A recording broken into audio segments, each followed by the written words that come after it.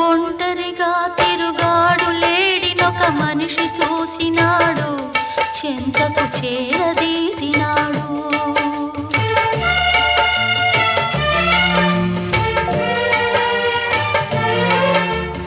అభమో శుభమో తెలియని లేడి అతనిని నమ్మింది, తన హృదయం పరిచింది.